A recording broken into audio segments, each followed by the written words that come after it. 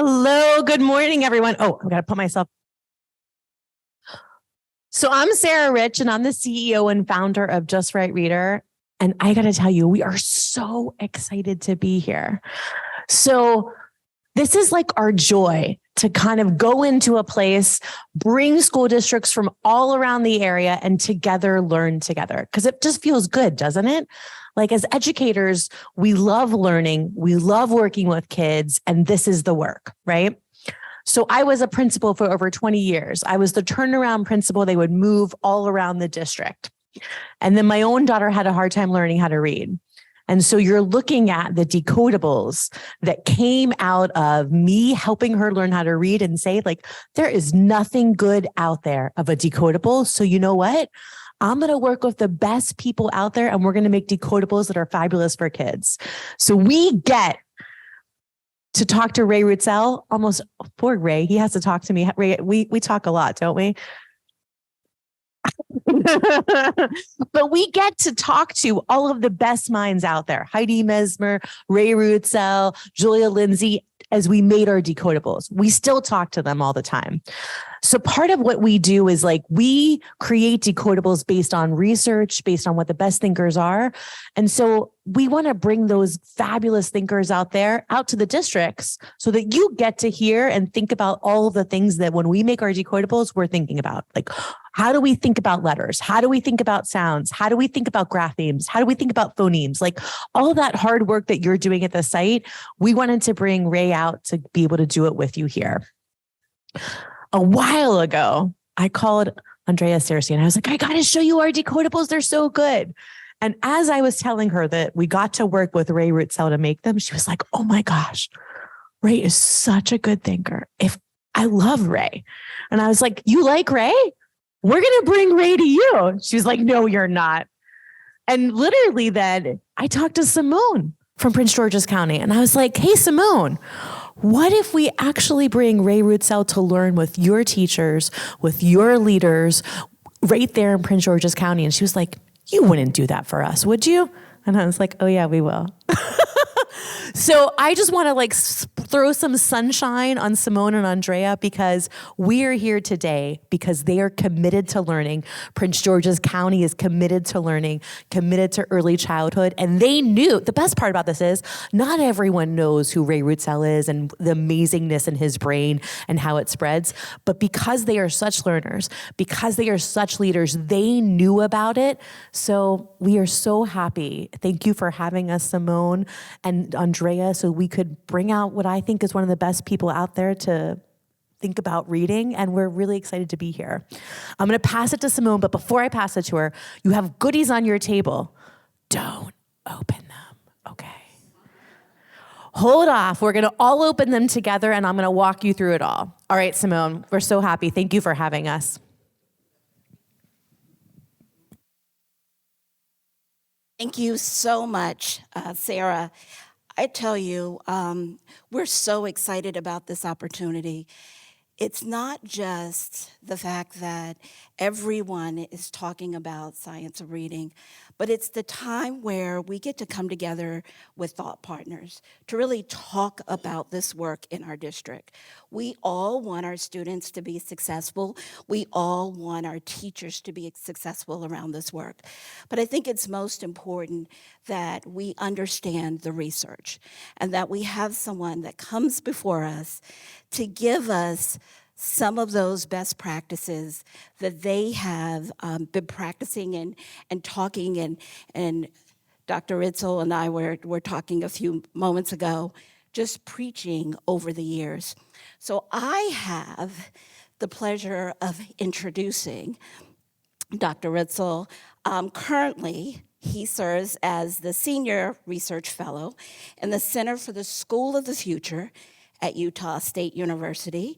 He has published over 235 articles, chapters, and books on early literacy and early childhood education, and has received over $17 million in extramural funding. He is the former dean of the College of Education at the University of Wyoming in Laramie, and he's also held the Emma Eccles Jones Endowed Chair Distinguished Professorship at Utah State University for 14 years. Whew.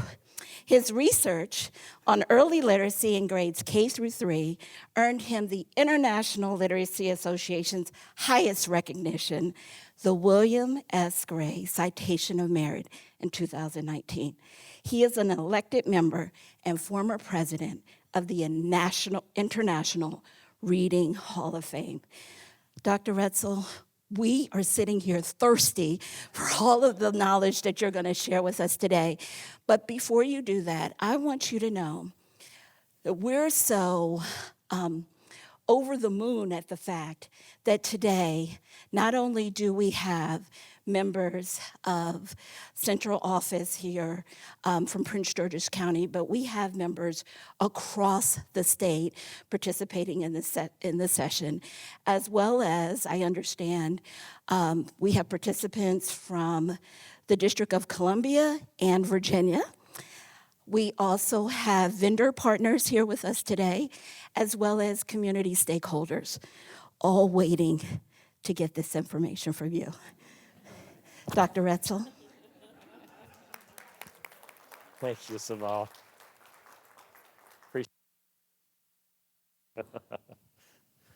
Well, I don't want to ruin your lunch, so keep eating. I didn't have any because I don't like to eat before I present, so you probably understand that, right? You would think after all these years I wouldn't have any jitters, but I still get them a little bit, but not as bad as I used to. Well, thank you for having me out. It's been a long time since I've been on the University of Maryland campus. Back in 1993, I interviewed for a job here. And I don't know why I didn't take it. I think it was probably because the real estate was so expensive. And I couldn't make the numbers work.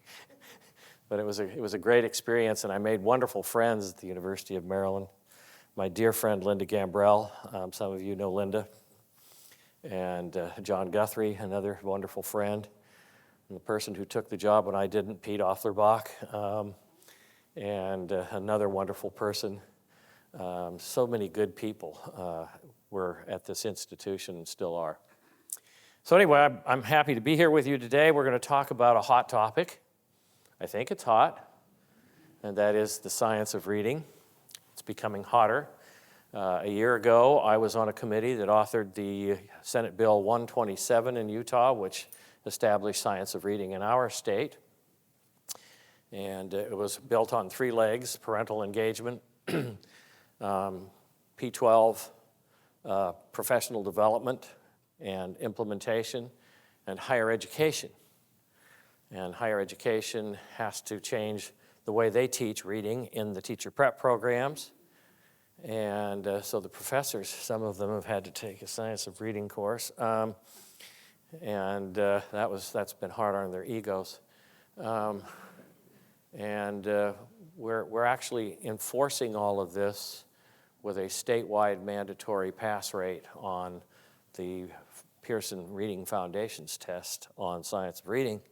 And if the programs don't produce graduates in leadership, educational leadership, and teacher preparation, meeting those cut points on that exam, they get 3 years of help and then they will be shut down. So we put some real teeth in our science of reading. So it's been kind of an interesting experience. Well, let's get on to things. Let's make sure we understand what the science of reading is. Science of reading is not a curriculum. It is not a program. It is not a professional development program. I know letters is sweeping the world, and it should, because teacher prep programs have 2 gaping holes in them right now. One of them is an understanding of language and applied linguistics. If you look at most teacher prep programs, there's no course on that anymore. There used to be. And the other gaping hole is an understanding of cognitive science and neuroscience and cognitive psychology. That's not there anymore either. So understanding how the brain works and how the brain processes information, especially linguistic information, is not in most teacher prep programs now. It's been pushed to the side in favor of some other prevalent theories and thinking. And that's the sad part about higher education. They tend to be a little bit fad prone, okay? And we have to be honest. The science of reading is not sexy, okay? Doesn't have sex appeal. None at all. It's just like a science. So. Well, let's be sure we know what it is. The science of reading is, as defined in the International Literacy Association's glossary, it is a corpus or a body or a collection of objective investigation. That means research studies that have been peer-reviewed, okay, and published in top-ranked journals or reports similarly peer-reviewed. And that's been accumulating reliable evidence about how humans learn to read and how children should be taught to read for decades. That's what the science of reading is. It's an accumulated body of research, okay? So let's make sure we understand that together today. We're talking about a body of research, and it's a fairly massive body of research. All right. One of the holes I said that we find in teacher preparation programs around the country for nearly 30 years now has been this notion of what does the brain do when it processes information in reading. And one of my favorite books to recommend to educators, if you haven't read it, is this one called The Reading Mind, a cognitive approach to understanding how the mind reads. And it's written by Daniel Willingham. Okay, and he's a psychologist. And he was invited to give an address at a teacher's college, a famous one here on the East Coast. I'll leave it unnamed at this point in time to protect the innocent or the guilty, whichever it is. And he thought that what he would say to these graduates would be old hat, nothing new. They would, be able to track with him and agree. But as he got into his commencement address to these teachers, or about to be teachers, he could tell that they were perplexed, that they were leaning forward into his information like, never heard this stuff before. And he was just unhinged after his talk that these teachers didn't know anything about the mind and how the mind processes this thing called reading. And that's what brought him to write this book. And it's written for basically teachers, but also for lay people. So it's not heavy scientific, you bore you to death and make you go to sleep kind of book. It's really quite engaging, and he uses a lot of wonderful examples, real ones. Okay? Now what he says is, what we're doing when we read, at least in the initial stages, is we're decoding letters to recover speech sounds. In other words, what we read once was in the mind of a writer in speech that got coded into print, and the reader's job is to reverse that process, to look at the print and bring it back to the speech that was in the writer's mind, and to do that with some fidelity. If the text is talking about dogs, you can't read it and say it's about porpoises. Okay, that's just not permissible. So the whole idea in his mind and in the minds of reading scientists is kids first have to learn how to decode the symbol system in order to recover the speech which it came from. Okay, and he talks about that. He says some of the things that little kids have to learn to do in this bulleted list are they have to distinguish one letter from other letters. Those are all distinct visual symbols. And they have to be able to hear individual sounds in speech. They have to be able to break down the speech stream into individual sounds, or as close as we can get. And then you have to learn how these symbols you see and the sounds you hear in spoken language map onto each other. that they're related somehow. That's a lot of very, very abstract, formal learning for a 4 or 5-year-old to do. I don't think we really understand what we're asking these little ones to do.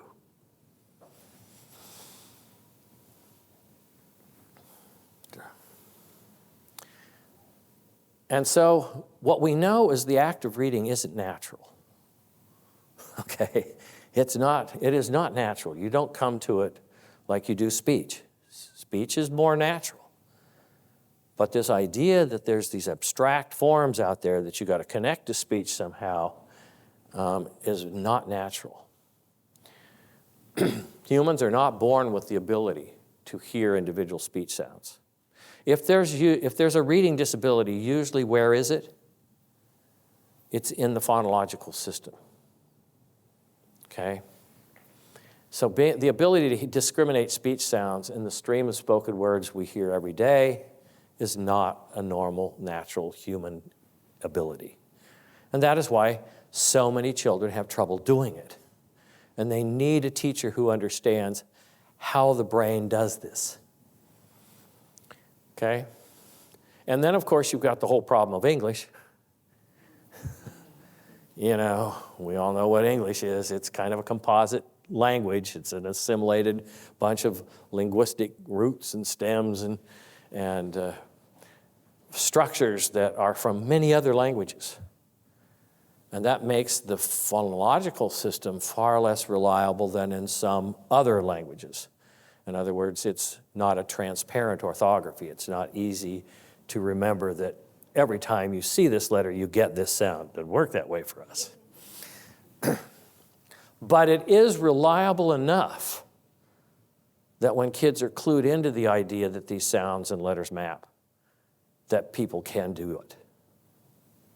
But it takes a teacher to show them that. And then as kids get the notion that sounds and letters map, they start to see patterns. We call these orthographic spelling patterns. And they start to recognize those as wholes. And that makes the reading process much easier for them because they aren't processing sound by sound, letter by letter. They're seeing a chunk of language that they know. So think about the demand on working memory, all right, of having to do aJust, and just, figure out how you might sound that as a little 5-year-old. Well, you don't get it out of that. Okay, so that's one of the problems. But you've got 4 things to remember and combine if you're doing letter by letter, sound by sound blending, as opposed to knowing aJust as a single unit and that it represents it. And that lessens the work for the mind of a little kid when they can do that. And so there's really 2 ways into the coding system of reading. There's the phonological route, letter by letter, and there's this orthographic mapping route, which is recognizable spelling patterns that you know as a whole. Okay? And those 2 things combine over time to get kids to where they can read most words fairly well and automatically, and then eventually, with enough practice, they become sight words. All of our words, for the most part, when we read, are sight words. And that's why it's so hard for us to remember how it was when we teach to not have words be sight words. And then there's this other thing called comprehending. Once you get past the decoding thing, just because you can decode doesn't mean you can comprehend the text. It doesn't endow you with some magic ability that just confers comprehension. Comprehension is intentional thinking about text, with text. And that takes a whole raft of skills or strategies we talk about, along with a bunch of background knowledge. So we also know from the work of psychologists that comprehension sort of proceeds in a very predictable way too. It starts with words that build to phrases and sentences. If you can comprehend a sentence, then you might be able to get the idea of what a paragraph is, and it builds up. So that's what we see, is that kids first need to understand sentences and how sentences connect with each other and how texts are structured at a macro level, and then how you put that with your background knowledge and create what is known as a situation model, or an idea of what the text is about. And that's really what the brain is doing as kids are learning to read. It's learning to do this decoding process. And teachers of little children need to be teaching kids to comprehend oral language so that when they have enough decoding ability to read the words or say the words, recover the speech, that they have the mental strategies to handle the reading language just like they did the spoken language. So we should be teaching comprehension to kindergartners, but we would do it through read aloud, not through reading a text. But those need to proceed simultaneously, and we know that because what's underlying the scientific view of reading, the science of reading, is one of these two models. You've probably all seen these if you've had anything to do with science of reading. If you have and you haven't seen them, then I don't know what science of reading you've been getting. This one on the left, known as the rope model, talks about reading being made up of language comprehension and word recognition. Well, strangely enough, the work over here on the right, which was Phil Goff's work, is the simple view of reading, and that is decoding times language comprehension equals reading comprehension, or very simply listed, D times LC equals RC. That's the math, okay? So what it takes is a kid who can decode and a child who can comprehend language. When you put those two things together, we're likely going to get someone who can comprehend what they read. All right? So that's basically the line into science of reading, a quick overview. So be sure and understand that the science of reading is based on what? Empirical research studies that describe the processes that underlie how children become proficient readers. These studies do not tell us how to teach children to read. That's another body of research. So we do know from this body of research on how people learn to read, there are certain things they've got to have access to. They've got to have some oral language knowledge, some understanding of concepts about print. They need phonological and phonemic awareness. They need some phonics, and a good dose of that is really important. It's not to be just glossed over. You know, I was telling Simone earlier that back in the day when I went back, I was a professor, I decided, you know what, I'm getting rusty, I'm going to go back and teach first grade for a year. So I left the university and went back to teach school, and I was going to do whole language. And my daughter was in the class, which made it really high stakes. And because if I failed teaching my own child to read, it was going to be a really big bomb in the community, because it was my community school. To make it worse, all my neighbors lived around me, and I was teaching all their kids too. And I realized that, whole language was working for some kids. It was. There's never been a way to teach kids to read that hasn't worked with some kids. Can you admit that? Let's all just admit it. But it doesn't work with all kids. It's a lot to understand, this reading thing. And we were working on phonics, and I wasn't doing a good job with phonics. So I had to take kids off, and I had to teach them phonics, literally sneak it in. And so this is serious business. We have been sort of glib about our phonics instruction for a long, long time. Morphological analysis and spelling, fluency, vocabulary comprehension, we've got to do a better job of building background knowledge. If there's one thing we know from the comprehension research, it's about 80% of our comprehension is dependent on what we bring to the text. And so if you don't bring much, you're not going to get much.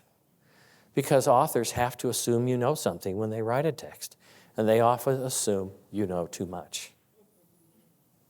Okay, and then you can't do it. I mean, take your 1040 tax forms and tell me that isn't true. Writing and motivation, all right? The science of reading, then, of reading what? It's not science of reading anymore. What is it? It's science of reading instruction. That's a whole different body of research, is based on applied rather than basic empirical research studies that validate the effectiveness of instructional recommendations about how to what? Teach children to read effectively. So you got science of reading, and what else? Science of reading instruction. And those are not the same bodies of research. All right? That's really important to know. So what does the learning science tell us? This is a bigger picture, and that is, well, this instruction in reading has to conform to some really big ideas about instruction generally. One, assessment drives instruction. Now that's a good thing. Some people used to think that was a really derogatory thing to say. Oh, assessment's driving instruction. Well, yeah, I hope so. Because what if it isn't? Then what is? Right? You got to be a little scared about that. So yes, objective, collected data on children's performance should be driving what we do in our instruction. It should. And we should be teaching explicitly. Most of what we do in reading is responsive to this explicit instruction model that we've all heard about. And it needs to be systematic and structured instruction. Can't be happenstance, informal, incidental, okay? And we know something else now. Putting kids in books they can read makes them weak readers. Putting them in books they struggle a bit with, they have to reach and stretch, a little more complex and challenging, that's where the growth occurs. It's like muscle development. You don't get anywhere lifting weights you can already lift. You got to lift something a little heavier and more reps. Okay? So, we're going to dive in today into the foundations of reading fairly quickly. I'm going to give you some information about those that I really want you to know. We're not going to hit them all, but we're going to hit phonemic awareness. We're going to hit alphabetics and phonics pretty good today. Because there's some really good information out there that I think teachers need to know about. And that have provided some of the backbone for the materials sitting on your table today. Okay, the decodable texts, the letter books, the word books, etc. So, the theory of action for this notion of reading foundations is simply this. Kids need to be able to hear individual speech sounds. They got to get it down to the phoneme. It's not all that other stuff. Rhyming and alliteration, all that doesn't make you a reader. But the ability to hear speech sounds and to do two things with that knowledge. In the parentheses. Do what?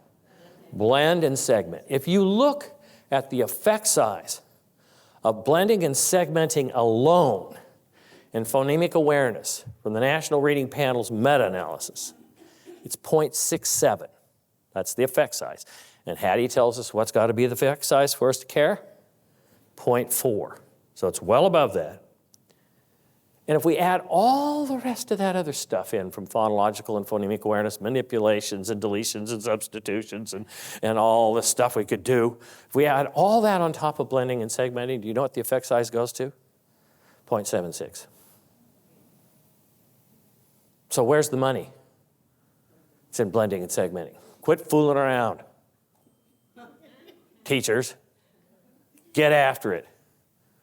Quit wasting your time on all this other stuff. Get at the stuff that brings home the results.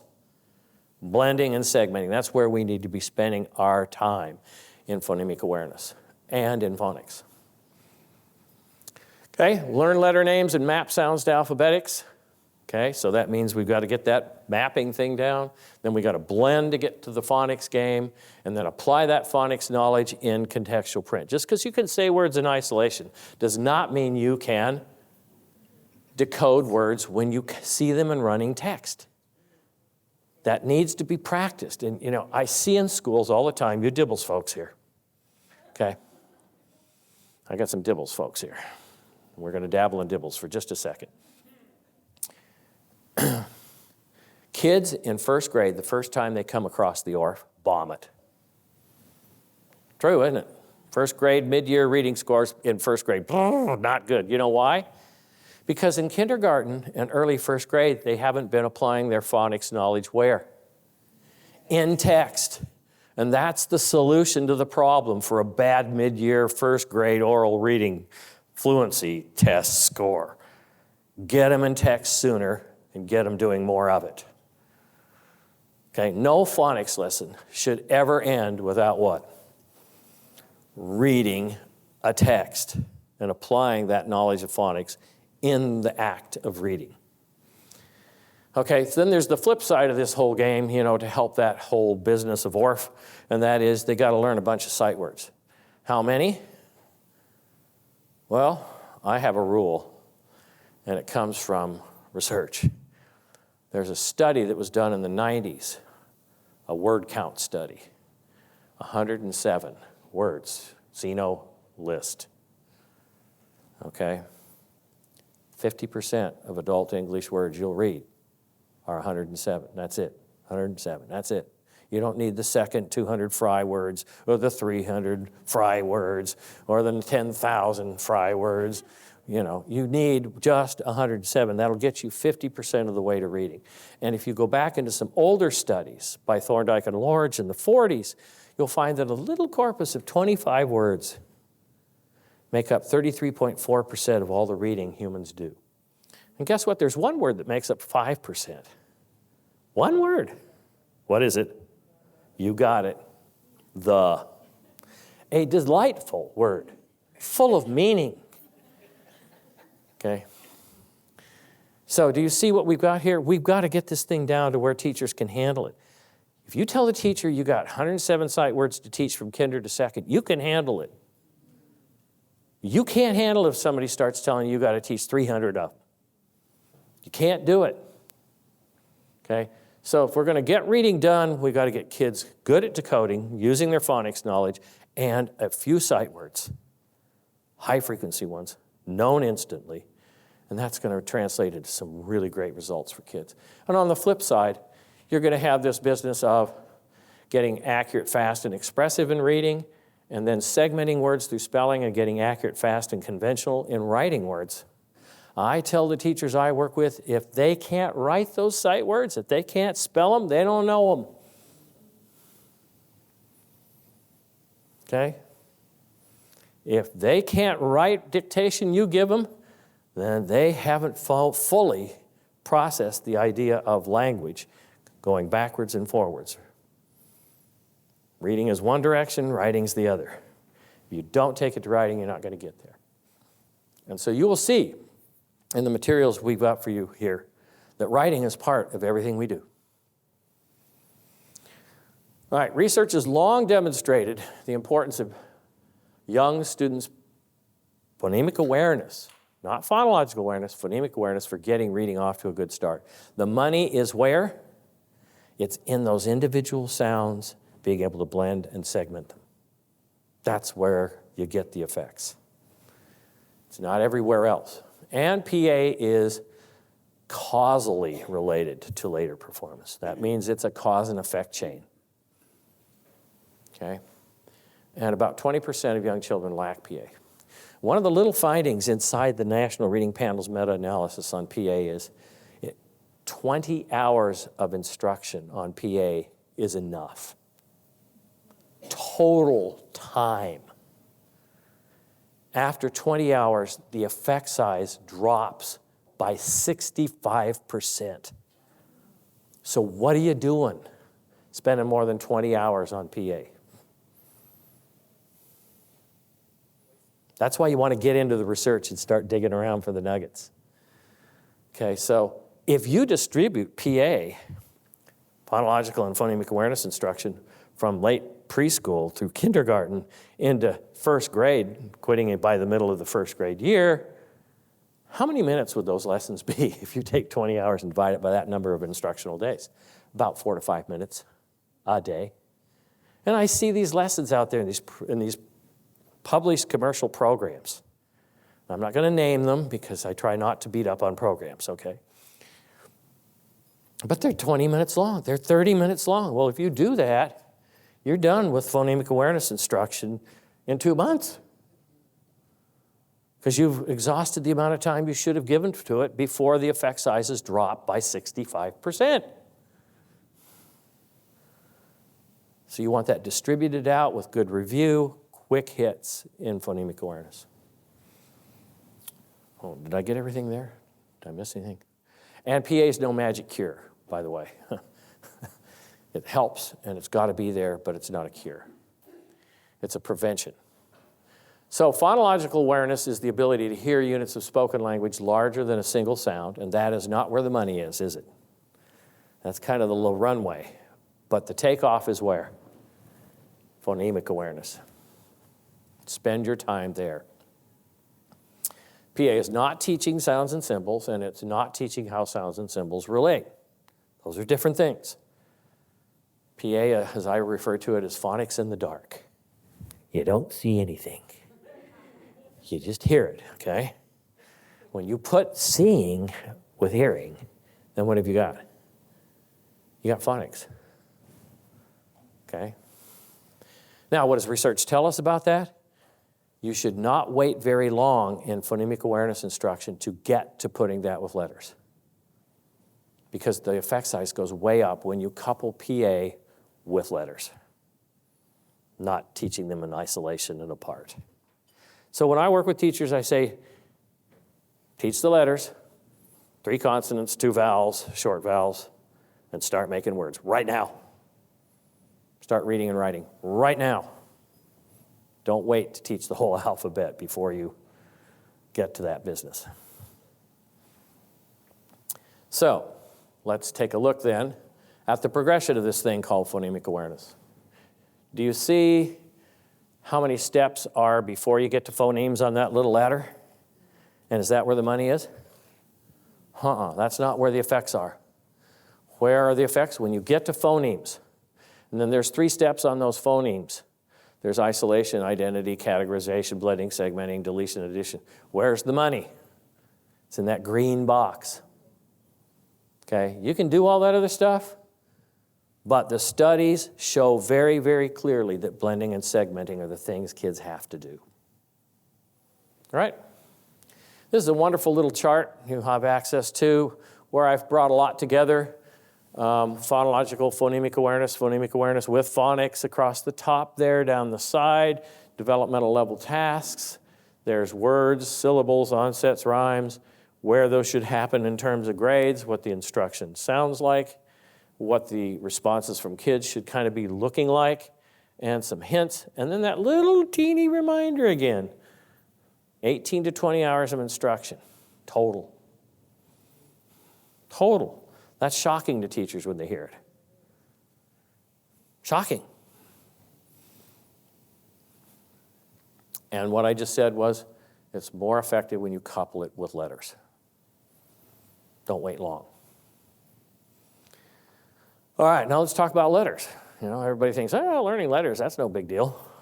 Why don't you crawl back in the head of a 5-year-old for a minute, will you? Phew, man, it's chaotic in there.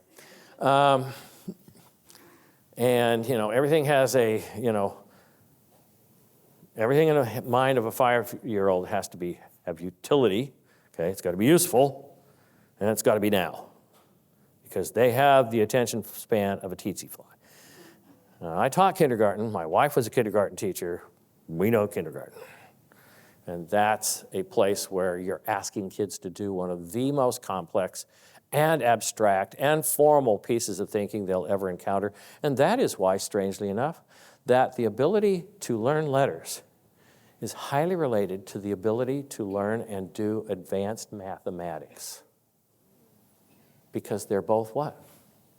Formal, abstract learning. So have you ever thought about what it takes to know a letter? I show this to kindergarten teachers, and they're like, whoa, no wonder these kids have trouble.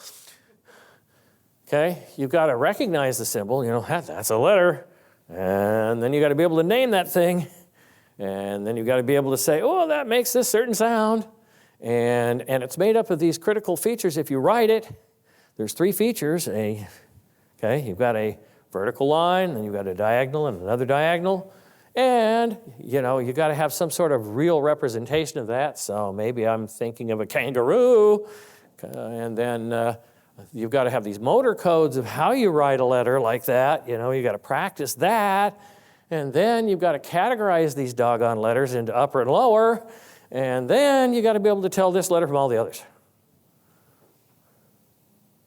Do you understand now why letter teaching is hard? And yet kids learn to do it pretty well, pretty quickly, with a little bit of help.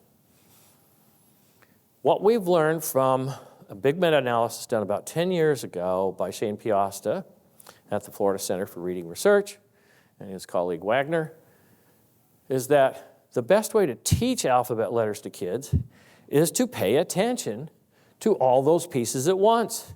Not to just teach names this time, and then maybe later we'll teach you the sounds. You try to put together lessons that are teaching multi-componential instruction, which means you're going to address all those things. Here's the letter, here's its name, here's its sound, here's how you write it. Here's how, I'm going to ask you to discriminate it, I'm going to ask you to categorize it and sort them. We're going to have all those kinds of tasks in a lesson. And the lesson's got to be quick because you're dealing with who? 5-year-olds. Okay, so 10, 12-minute lesson, you got to cover all that territory, and you got a lot of territory to cover in 10 to 12 minutes, so it's got to fast. And then you come back at it. And what we find out is that if you do it that way, you get more repetitions of the alphabet. If you do like a letter a day, we're going to talk about in a minute, okay, and you repeat that throughout the year, you're going to get like 6, 7 repetitions of alphabet instruction. Everybody's going to get it by the end of the year. But if you do a letter a week, too slow, and you only get through the alphabet once and a half in a year. Not enough space practice, not enough interleaving of the skills, the components in a single lesson. There's no interleaving in that. So you go back and you look at the new literature on how the brain learns. What are 2 big principles? Space practice and interleaving.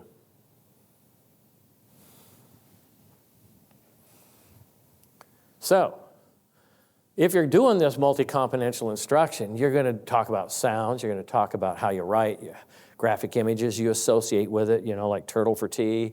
You're going to do upper, lowercase stuff. You're going to name them. You're going to discriminate them. You're going to know how many critical features the letters are made of. This is a 2-feature letter. This is a 1. Okay. If you'll notice, when you get into these materials on your desk or your tabletops here, we've done that in these books. We're making sure you get at this multi-componential instruction with these books. What does it say about pacing? Well, a letter a day with distributed review and practice. Okay, and there's the 2 studies that we've reported that have been picked up by, little groups like the Letters People, that you should teach kids a letter a day, not a letter a week. And if you pick up most commercial programs, they're still doing what?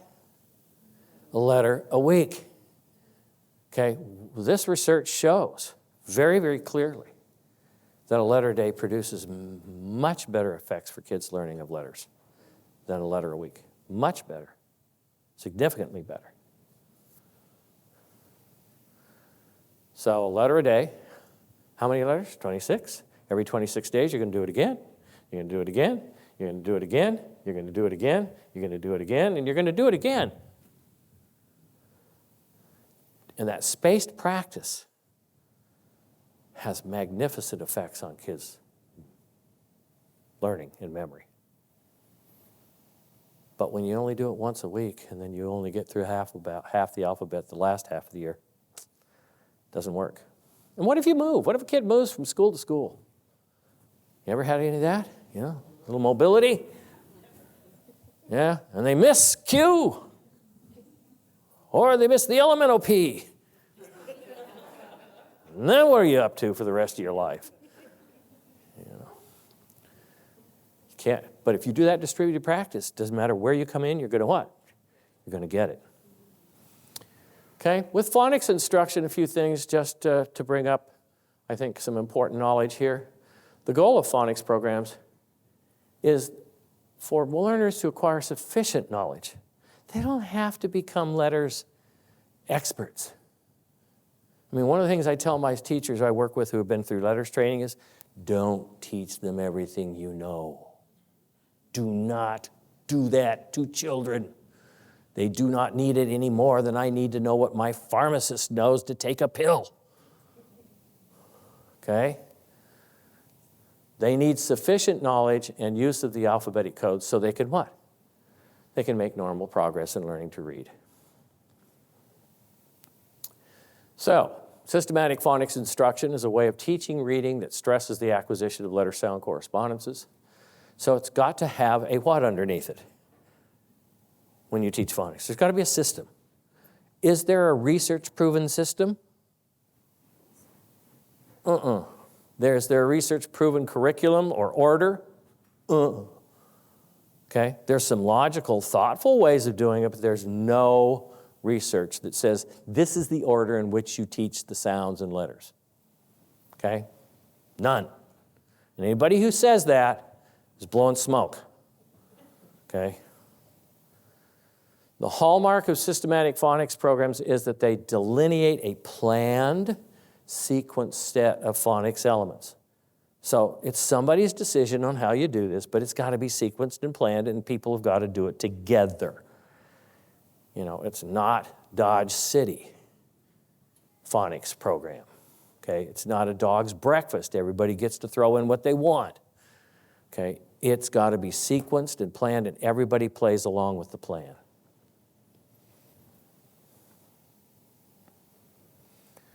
So, a hallmark of non-systematic phonics programs is, well, you don't do that. Okay, and I remember teaching the book Mrs. Wishy-Washy back in the old whole language days. And I thought, oh, goody, we're going to do W this week because it's wishy-washy. And that's what you call incidental phonics instruction or embedded phonics. Okay? And what happens there is, if you don't ever have a book that has Q in it or X, you're not going to teach those letters in that so-called system. Okay? So there are 6-syllable patterns that kids should learn to get off to a good start in early reading. The first one is the good old CV-CVC pattern, the short vowel pattern. Okay? They've got to get that one. They've got to get it really good. We set some really hard targets with our schools. Okay, you got to be able by the end of the year to spell 8 dictated CVC words in 1 minute. That's not a Dibbles test, by the way, but we just made our own. Okay, and we've modified our Dibbles targets to at the end of kinder. We want those little kinder kids to be able to do the nonsense word fluency test, okay? And I don't mean naming the sounds. I mean blending to say the nonsense words, jib, okay? We want you to do that at 30 words correct per minute. That's the target that we're hitting for in our kindergartens. And they're doing it. They're doing it. The reason we do that is it makes it nice and equal. 30 words, 30 words, and 30 words. What's the target by the end of 2nd grade for words correct per minute? 90. Why do the kindergarten teachers get off with no target? The 1st grade teachers get slammed at 56. And the 2nd grade teachers got to do 90. Let's make this fair, folks. Kinder does 30, you do 60, you do 90. That's 30, 30, and 30. Okay? Just at a practical level for teachers to carry the same weight. So, CV patterns, short vowel patterns, final silent E patterns. need to be taught. These 6-syllable patterns need so much attention. Vowel digraphs and teams, R control vowels. And guess what? The materials you have on your tables have been carefully written to make sure that kids get practice with the elements the books were designed to highlight in decodable text. So if you want a book that does EA, they got them. You want a book that does EE, they got them. You want a book that does EI, they got them.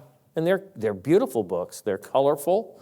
They have good, reasonably good stories in them. Okay? But that's what kids have to have in their phonics in order to apply that work that you're teaching them about phonics. It's not knowing phonics, it's applying it.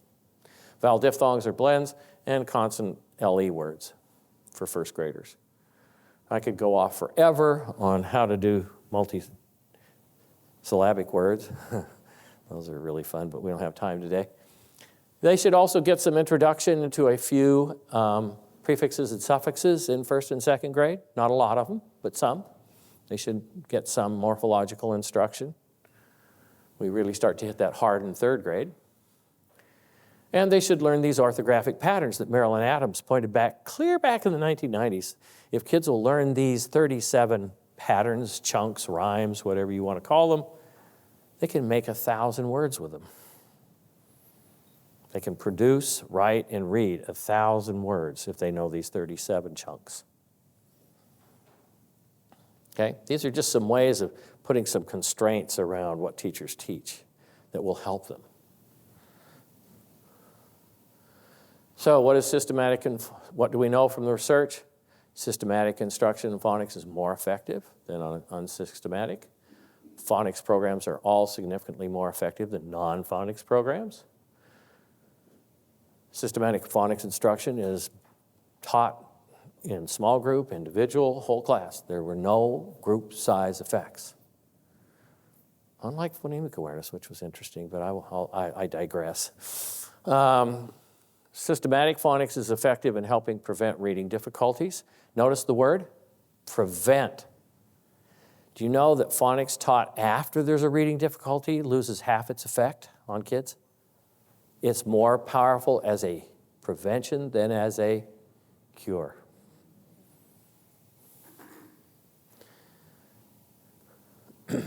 Systematic phonics instruction was effective in helping kinders and first graders spell words. Makes sense. And systematic phonics instruction helped children at all SES levels make significant gains, but the low SES children made the greatest gains with the effect size for phonics being 50% greater for them than for children in the other socioeconomic classes. Isn't that interesting? So children of poverty need phonics more and benefit from it more. There's 5 types of phonics instruction. I don't know if you knew that. There's synthetic, which is when we teach kids to do blending. Matt. Okay. And every first grade teacher knows what this feels like. I tell teachers all the time, you're not a good reading teacher till you know your kids are deep in the valley of decoding despair. If they're still sounding like you, they've memorized the text. But if they're sounding like they're just broken and they are in that stuff doing the dog ran fast. And then if you did what I did as a first grade teacher, you asked something dumb like, well, tell me, what did you just read? And they're like, what? I was supposed to know what I'm reading. I thought saying the words was enough. Okay, because all of the mental ability that a child has is taken up in that process as they learn it. Okay, so that's synthetic phonics, where you teach kids to blend sounds to say words. Analogy phonics is like you take a word part, they learn at, and then you can make rat, cat, sat, fat, hat, mat, all those great words. That's analogy once you know that part. Analytic is if you already know some words by sight, you can analyze those words and figure out what are the sounds in the words. So bat's made up of a b sound and an ah and a t sound, and they analyze the words. And then there's spelling, taking words from reading to spelling. Okay, so asking kids to write the word mat. What sounds do you hear? How many sounds do you hear? What letters represents Okay, that's segmenting. And then there's embedded, applying phonics knowledge in texts. Okay, that is decodables. That's what they're meant for. Mrs. Wishy-Washy was not meant for teaching phonics. Okay, it was meant for enjoying little stories with kids you read. But it wasn't built to provide the practice in phonics.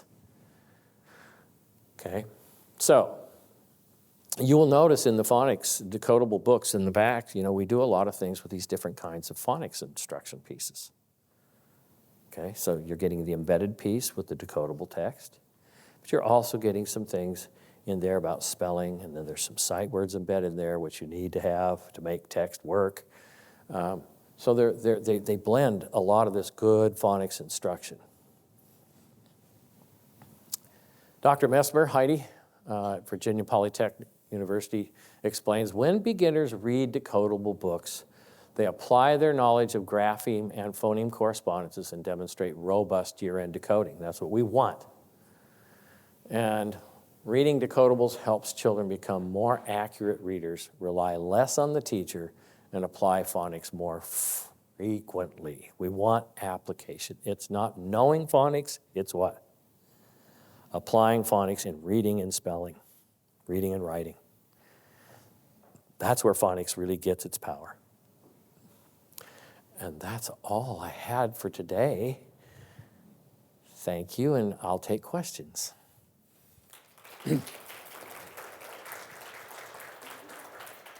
Wow.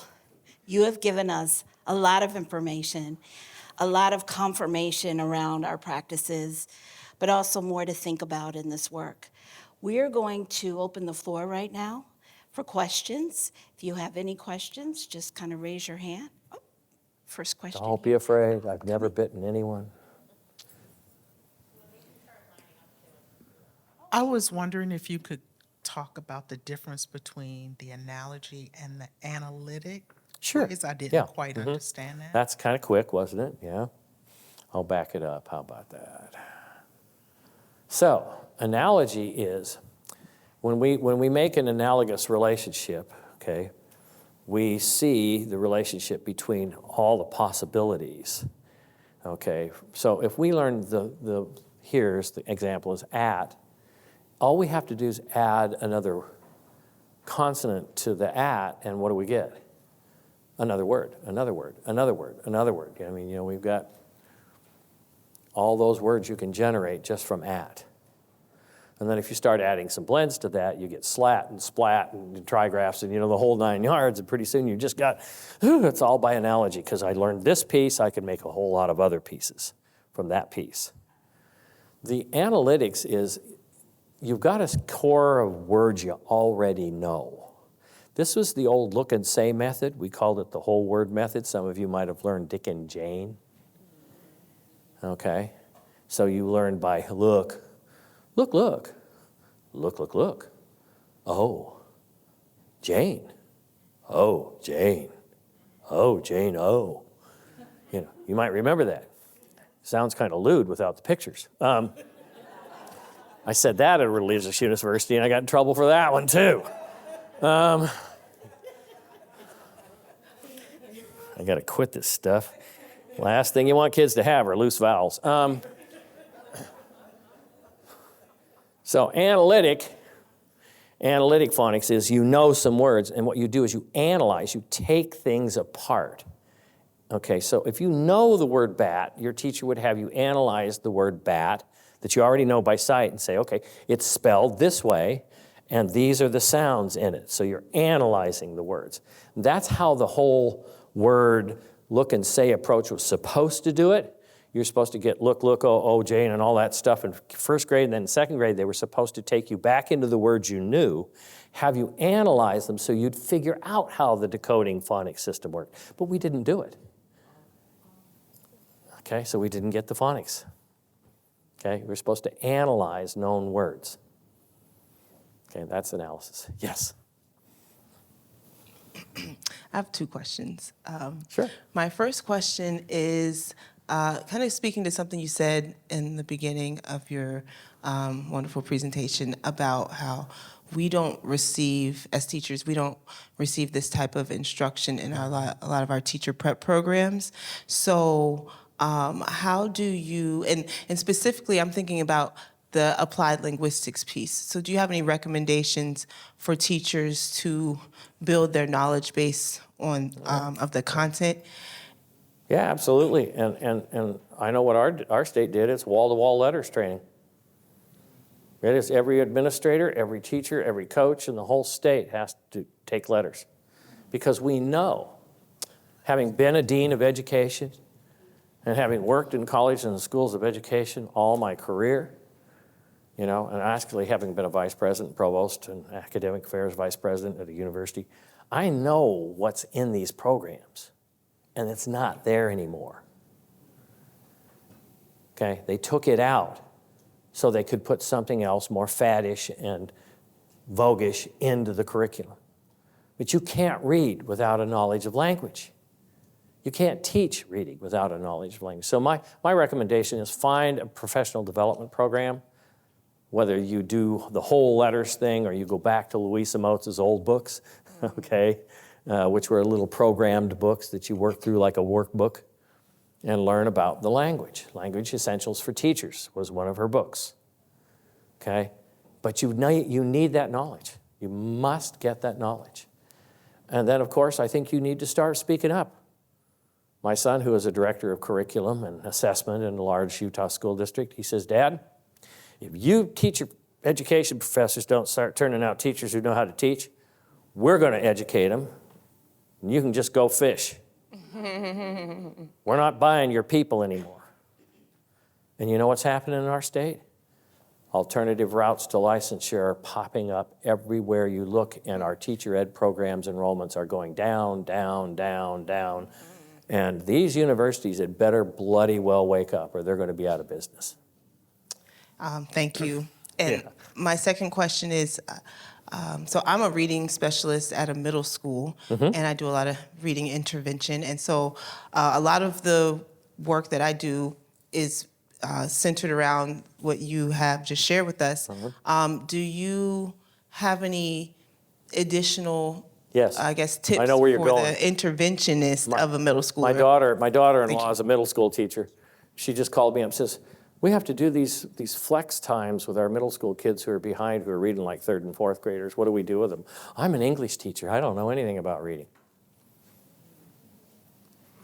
Now, the first thing we need to do is make sure English teachers start learning something about reading. Okay, that's another problem.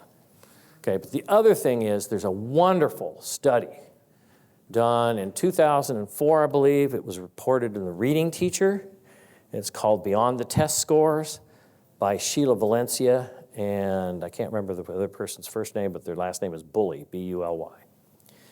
And it talks about the fact that there's not an infinite, multiplier effect of different kinds of kids. You know, this idea of differentiated instruction means you've got to, do something different for every kid. It's not true. What Valencia and Bully found is that there's only 6 types of readers who struggle. And one of them, classroom teachers can't handle, and that is the truly disabled reader. So you take out 6, you got 5 kinds of readers that have profiles that you can get from this article and then target your instruction. Because what they do in the article is say, this is like a slow word caller, okay, that's a category. And here's the kind of instruction they need to help them. And then they have another type, and here's the kind.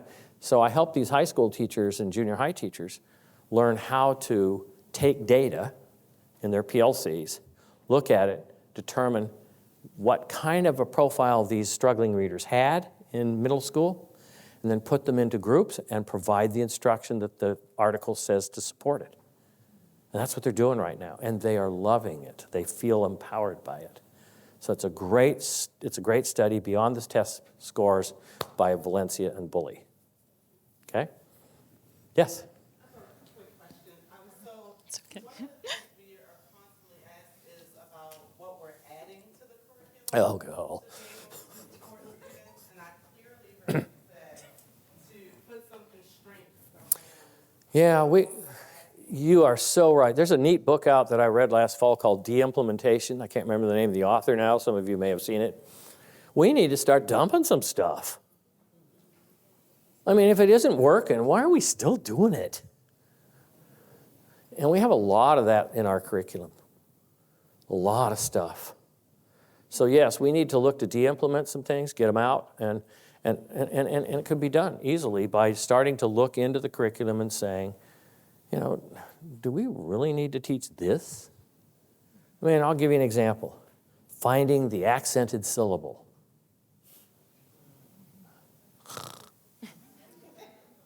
I had it perfectly until you asked me to find it. Have you ever watched kids do that? Elephant, elephant, elephant. Where did that accented syllable go? Now, what has that got to do with reading? So you start going through your scope and sequence and you start carving out stuff that doesn't belong there. Okay? I mean, I have a basic battle with the, I shouldn't get into this. Every time I do, I get in all kinds of trouble. But there are things you should just not bother with. And one of them in my mind is open versus closed syllable. Okay? The only way you know if it's open or closed is to be able to pronounce the word. Because the phonic pattern, the syllable pattern is identical. Take metal and pilot and tell me, what's the difference? CV, CVC. So how do I know whether it should be pilot or pilot or... So the kid has to learn some strategies to try it out. Knowing open and closed comes after you know the word. You can categorize them by like a linguist that way, but it doesn't help you get to the word. As a reader, it doesn't. And there's some syllable rules, lots of them. You could teach 10,000 syllable rules, right? Why? You're not going to work for Funk and Wagnall. You're going to be a reader. Okay, so, you know, you just teach kids a few little rules, like you can divide between double consonants, you don't divide digraphs or diphthongs, you know, teams, and then you pretty well divide it where you want to. Take the word elephant again. If you divide it after the E, and then you divide it after the LE, then you got elephant. Okay, that's fine. What if you decide to do it elephant? Okay. What if you decide to do it elephant? You know, when you blend it, what do you get? Elephant, elephant, you get elephant. So let's quit making this stuff elaborate linguistic nonsense for kids. Get down to the business that helps them. And you can tell the professors who've taught kids to read, and the ones who've never seen the inside of a classroom since the Spanish-American War. Okay. Because I was in classrooms last week. Thank you so much. I appreciate your candor. We are, as our district, we have gotten to the systemic phonics. We've agreed now that there's a plan, scope, and sequence. That pretty much is some common knowledge. So we're doing good. But where we're stuck is where you said it's not knowing phonics, it's applying the phonics. We're kind of stuck on let's just know it. No. How would you recommend a district moves their teachers to prioritize the applying the phonics part? So first thing is you want kids to blend and segment. That's the game. Every day, they're blending isolated words. So let's say you're teaching the EA vowel team, okay? And you make sure that they blend words that match that generalization. You know, that generalization only holds up about 50% of the time. But we teach them that so they have a place to start. We give them a toehold, and then if it doesn't work, you teach them a strategy for, all right, what if it doesn't work? What if it isn't the long vowel? Then what do? You just try the short vowel. Well, what if it isn't that one? Well, maybe the long vowel on the other side. But you teach them how to think through and try it on words. But you don't start there. You start with words that conform, with decodable text that conform, and then you introduce the exceptions, okay? And there are some that are really great. OA, 90-something% of the time. It holds up. And there's a whole studies by Theodore Clymer, by, there's two other big studies. Back in the 60s, they did these phonics rules studies, generalization studies. And they showed how often they hold up and how well they work. And some of the ones we teach the most are not that reliable. Okay, so it's good for teachers to know that every phonics lesson must have a time to blend isolated words with the phonics pattern you're teaching, and then go to a decodable that has that phonics pattern you're teaching reinforced in connected text. And then they should flip that to writing, spelling individual words with that phonics pattern, and then taking written dictation with that pattern and others they've learned previously to be able to write. And if that isn't happening every day, you're not going to get phonics done. It's not going to have the impact you want it to have. That's why you want these kinds of materials, because they're going to make you do that. You know, there's stuff in there to do it. Okay? Talking about segmenting and blending, when in my experience, struggling readers really struggle with segmenting and blending. Oh, yeah. And I want you to speak for a moment about the contextual factors around that, like dialect, English as a second language, the classroom environment, whether it's whole group, small group, and then the role of technology in addressing those struggling. So yeah, it's like, it's what's impacting kids who are struggling with segmenting and blending? What's the classroom context that creates a barrier? And then the role of technology in addressing that. Okay, I think I got most of it, but you may have to refresh me. Okay, first off, phonics instruction can be offered effectively with equal effectiveness to individuals, to small groups, and to whole class. Okay, phonemic awareness instruction, on the other hand, okay, does not enjoy that same profile. The effect size is greatest in small groups. Did you know that? That's where the biggest effect size is. So if you want to help kids, and this makes good sense. If anybody's taught kindergarten for 3 seconds, you know what noisy little places those are. And if you don't have one of those big old microphones on, okay, how do you hear? From a teacher. And this is why teachers often have to distort sounds for kids to hear them. Because they're so far away from their ears, you have to do buh, ah, tuh. You know, and then when you blend those sounds, the kids don't get bat. You know, I don't care how you blend bata, you don't get bat, okay? So the problem is that we need to get closer to the ears in a quiet environment or a louder projection for kids to be able to hear that. So that's a problem in the classroom right there, is just this pure noise levels to be able to hear the difference between f and v.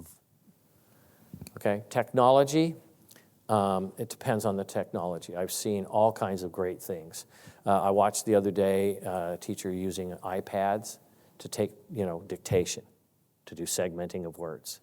And I loved it. She had this little screen, and she had every kid's iPad on there, and she could watch in real time what those kids were producing. And then she could do a screenshot of that, and that was her evidence that she collected to see how well kids were able to do that. So technology can be a great help. Segmenting is harder than blending. It is a higher level cognitive skill. Okay? If you put them on a scale, blending is lower and easier than segmenting.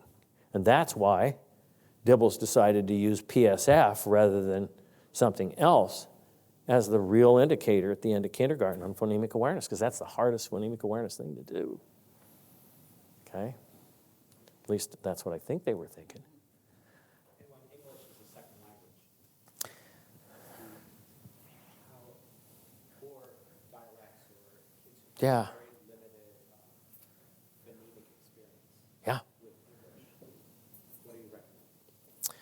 Well, there are, at the phonological level, the greatest differences among languages for kids learning to read. I mean, there are individual phonemes that are different in Spanish or different in, languages. So you have to teach those. Okay, you have to help the kids who are Spanish speakers hear sounds they don't hear in their oral language. You've got to hear those English sounds, and they can't, and then form them. I mean, my second language is German.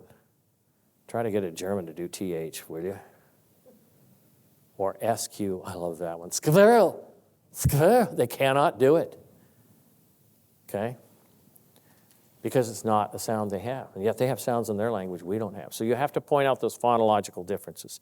That's going to be the biggest thing you can do to help those little kids learn to be able to manipulate and handle the sound system, which is what they've got to have to get into just saying English words, not understanding them. I'm not talking about getting to that level, but just being able to recover the speech that it came from. Now, dialects. You go to Mississippi, and what sound does I make? Ah. Well, all right. That's the way you hear it in your oral language, so you want to parallel that. You don't want somebody trying to get you to hear something different than you're immersed in, okay? So respect the dialect, okay? They'll learn soon enough when they travel the world or hear other people speak that they don't all talk that way. How about in Brooklyn?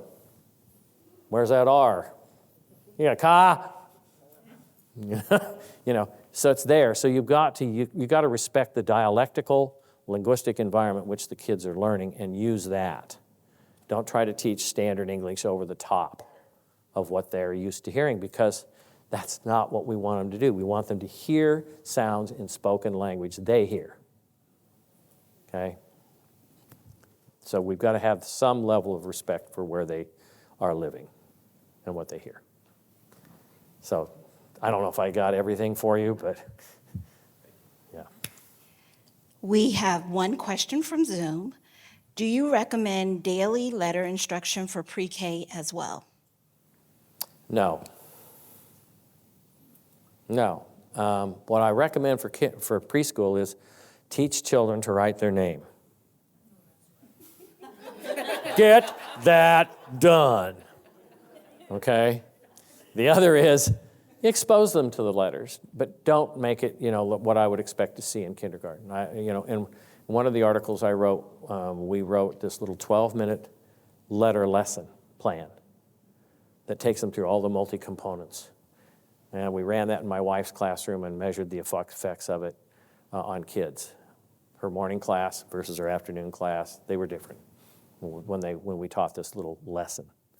But for preschool, just exposure to letters, alphabet letter books, and get the name written. Because those little kids, and this is documented research by Laura Justice and others, the number one reason kids want to learn letters is to write their name. And not just any old name, their what? Their given name. Not their surname, their given name. And guess which letter is most important in the given name? The first letter. And you see it in little kids, don't you? They'll see an A on the wall and say, that's my name, I'm Abigail.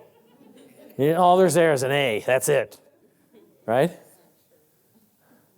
So that's one thing you can just tie into their natural motivation in preschool. Expose them to letters, read alphabet books to them, sing the songs, all of that. Make it fun and interesting so that when they get to kindergarten and really have the pressure to learn the letters, they've had some background and exposure. But get them to write their name. That'll really help those kindergarten teachers, won't it? Most definitely. Yeah. Well, thank you. You're welcome. Are there any other questions? Oh, yes. Okay.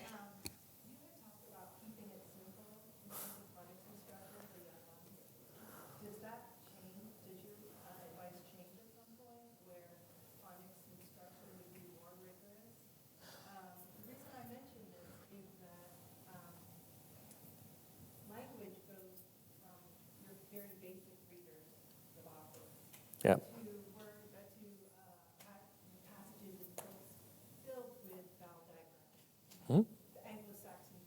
Mm-hmm. Thank you very much. Yeah. Yep. They should be getting the diagraphs taught to them, okay? They should be getting that even in first grade. Okay. Mm-hmm. You want to teach the ones that have the greatest utility. You want to teach in the first grade the ones that have the greatest reliability and utility for little ones, and then bring on the ones that are less reliable and inconsistent later on. But the general rule is that phonics instruction really ought to be done by the end of second grade unless there's a diagnosed reason to keep doing it. Okay, it's because what you want to change to there is morphological work. Okay? My other question is, I don't know how to teach reading without teaching syllable types because letters have positions within syllables, Yes. and syllable letter position often drives sound. Yes. And so, Agreed. I'm with you all the way so far. take for example the letter Y. Mm-hmm. The letter Y represents 4 sounds, Right. and it'll depend on. Where it is. Yeah. So, for a struggling reader, if you teach writing, what about in an accent in 2-syllable word? Baby. So, Yeah. doesn't there need to be explicit instruction in what I call the multiple personalities of letters? Yes. But don't start there with little ones, because what little ones need is to believe there's something I can rely on and there's a pattern. What we want to do is they get older and encounter more difficult words in uncontrolled texts. That's the time to do it.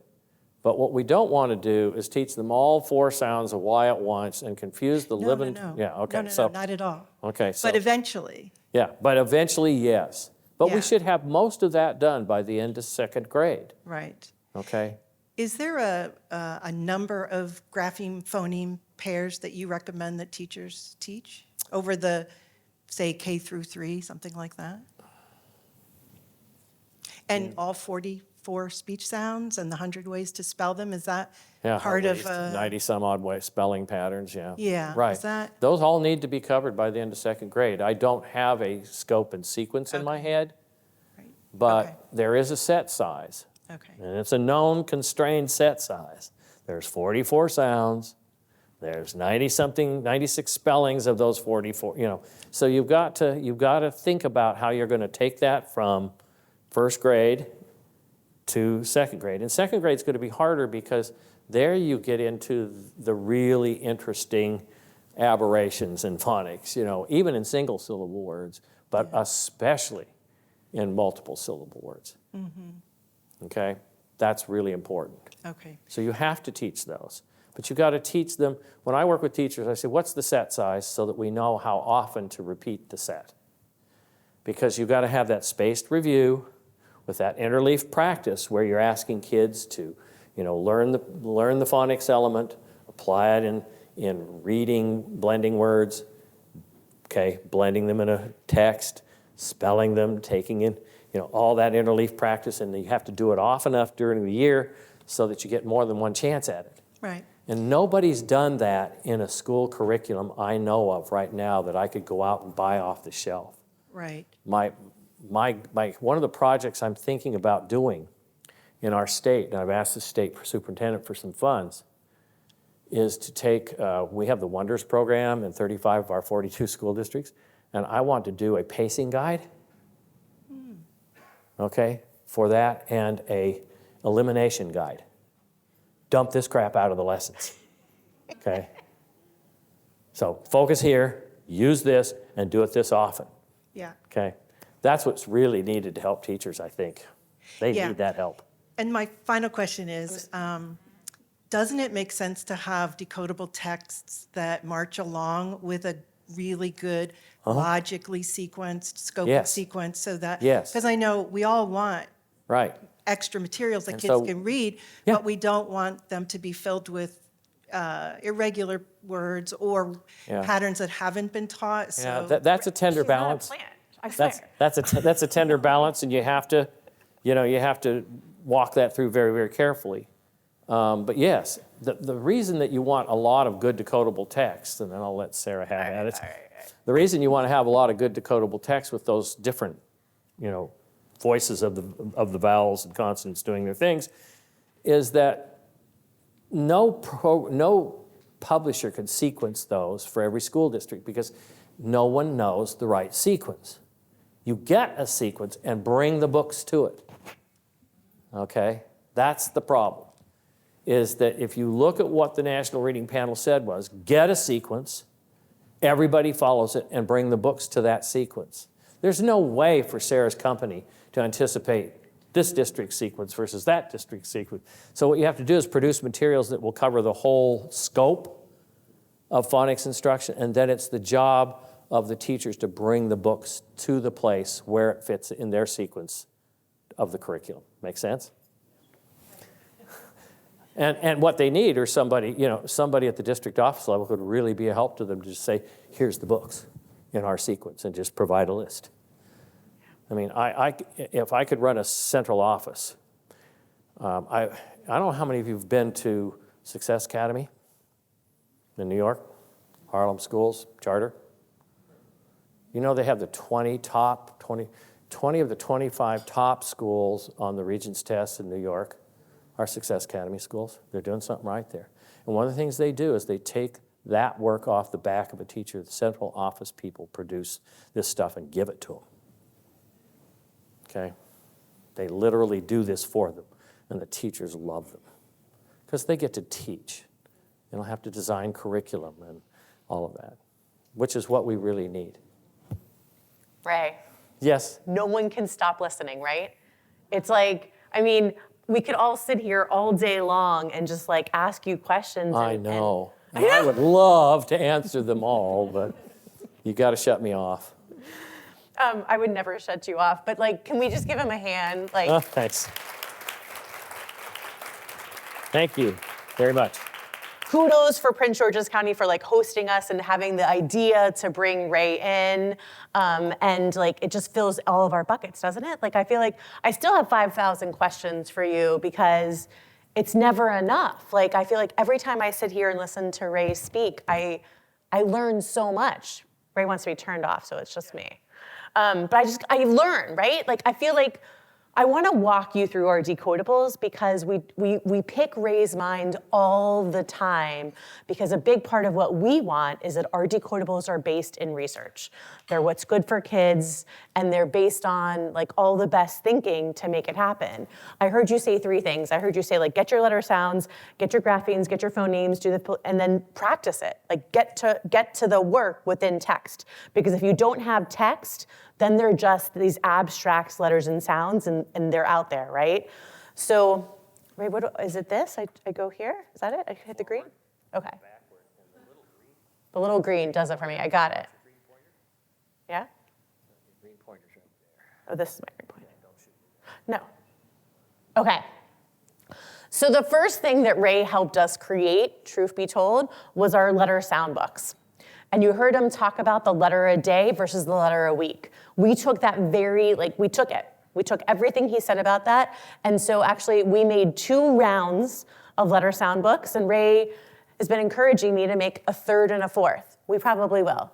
After today listening, I feel like we're gonna send it back to our books team and keep going. Because the thing I didn't hear you say that you've said loud to me, very loud and clear, is that some kids need 4 to 5 times access with that same letter. So we need to do it more and more. Something that I heard you say today that you made me put, that when we made our letter sound books and we did it, was the uppercase and the lowercase. You called it multi-componential. Am I saying it right? Multi-componential. Like there's a letter, there's the word, some are lowercase, some are uppercase. They can see the uppercase letter, the lowercase letter, they see something that goes along with it. And then something that's special about our books, that Ray, I'll let you like banter back and forth with me on, is that there's a video that goes along with each of our books. So you probably see a QR code there. We literally include in every single book a QR code so that kids can watch a teacher doing the phonics lesson. For the letter sound books, Ray had us make 3 videos. One that goes over the letter, one that goes over the sound, and one that goes through, he said this very loud and clear, I heard it again today, the writing, the letter formation.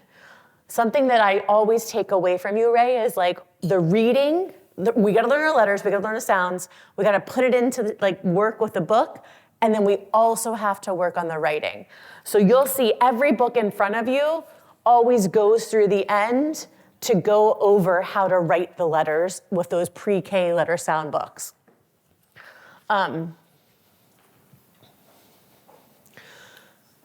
There's always, oh, there we go, phonics lesson, our QR code. The special part, and this was actually very hard to do, it wasn't easy. When you buy a pre-K library, I should stand up here. I'm moving around too much. When you buy a pre-K, when you buy the pre-K library, there are actually pages, dry erase pages in there. We purposely did that because Ray told me that every kid has to practice their letters, and the only way that we could figure out how to do it was to have dry erase pages in the book so that you can wipe it off. Now, this was hard. We had to find the one company that could make us these dry erase pages, but we felt it was the best thing for kids, so we did it.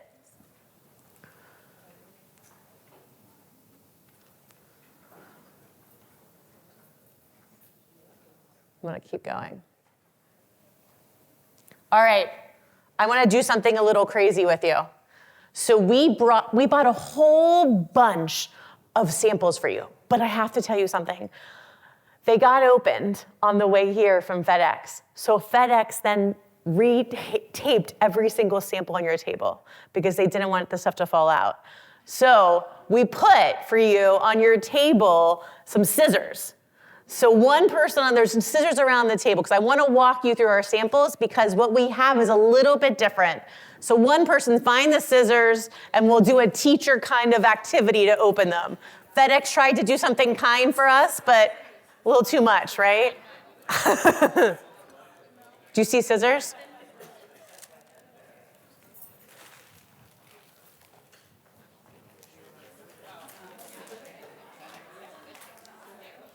Bria, help us out with those scissors. All right, and once you open it up, I'm gonna walk you through what's inside there, okay?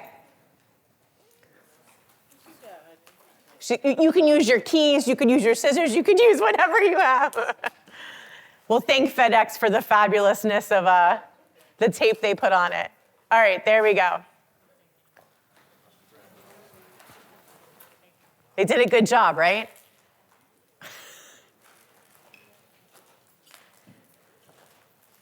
All right, we're starting, do I see it?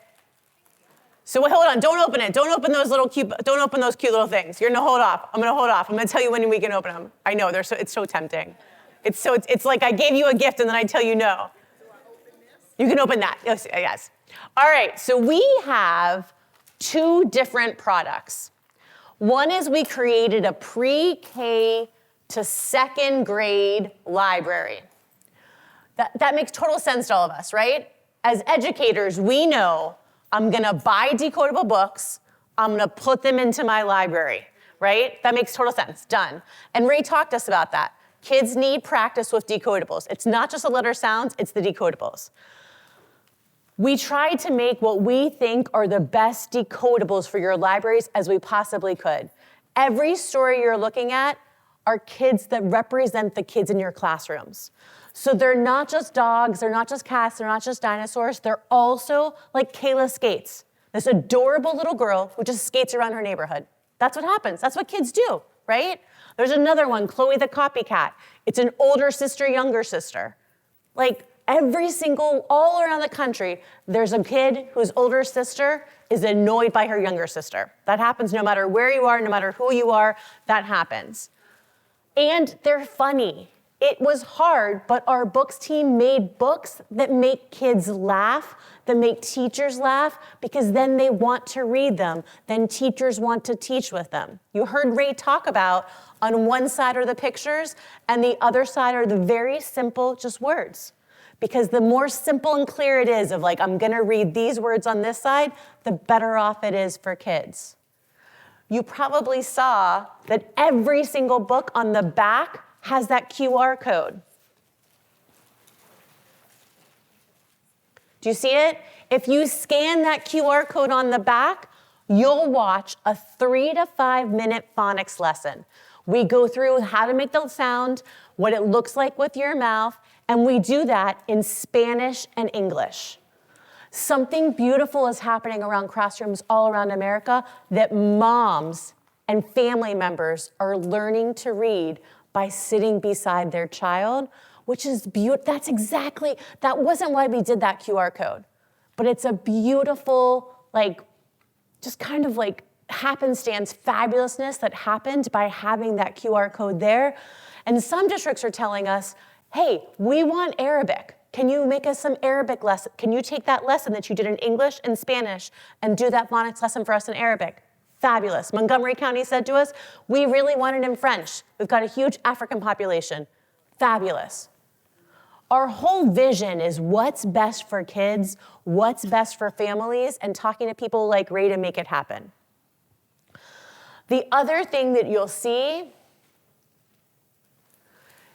is this thing that is a product that only we have. So you'll see classroom decodables around the country. I think ours are the best. I think they're good for kids. Oh, wait, the other thing that I want to tell you is, and this didn't come from Ray, actually. Heidi Ann Mesmer was very crazy about this part that we added in.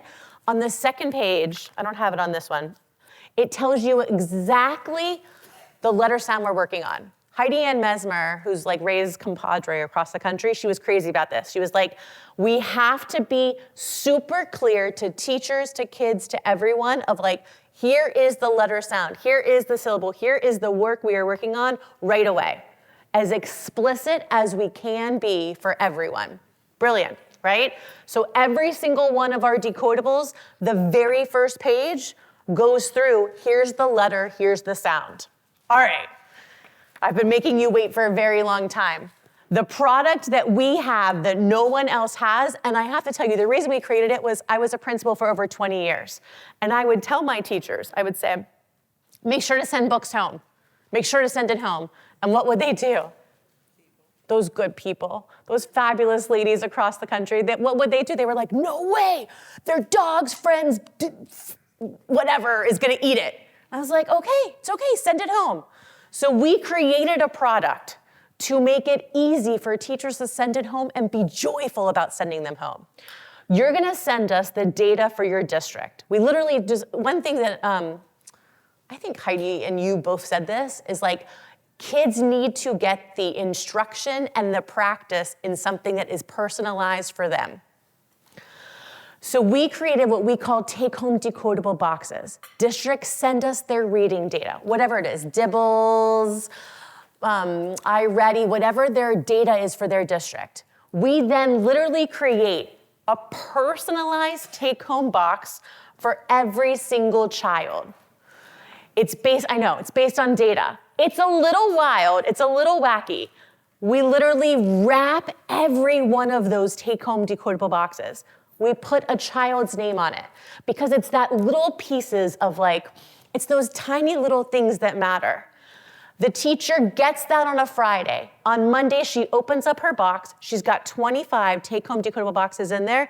She passes it out to her whole class. They all open at the same time. It's that like Oprah, like, you get a car, no, you get a car, right? Everyone gets their personalized take-home decodable box. When we were in Fulton County in Georgia, I have to tell you what she said, because she said it was like your birthday with decodables. It's like what that should feel like, right? This joy. The teachers love it. Can I tell you why? Because they're part of this beautiful experience happening in their classroom of like, I mean, I don't know, Ray, what the research would say about that, but like joy, that like fabulous joy of everyone opening up their own decodables for them that has their name on it. And then we do this, are you ready? 11 times. Because the more, I don't know, you'll tell me the research, but I can't remember the exact line you said, but like the more decodables, the more practice kids have of decodables that are personalized to them, guess what? The more they grow. Is that, we'd say that? Totally. We love this because at the end of the year, kids have 121 decodables that are personalized to them, and they may have books in their home if they are so deeply fortunate. But now we are putting into their home decodables for the whole family, decodables for the future generations, and decodables for that child. Something that actually is special to us is we wanted joy with this. So our team went back, and not only are we giving you decodables, but if you are a pre-K to first grader, you're getting what we call a book of fun. Yeah? Go ahead, open it up now. Go ahead, open up your, go ahead, open it up. See, here we go.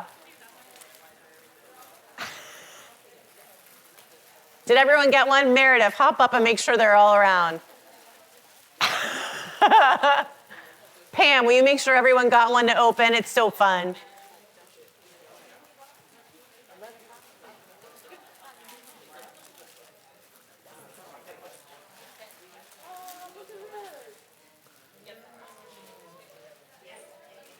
The soup in Fulton County has it on her wall. Like she took that and put that on her in her office on her wall. Isn't that?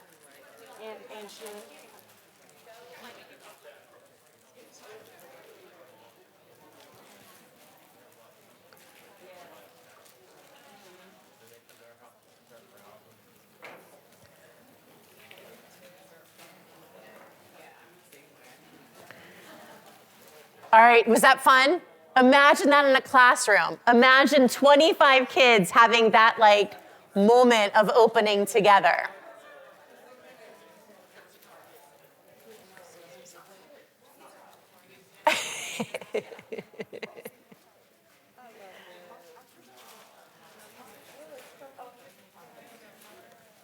All right, I want to tell you one thing as you open.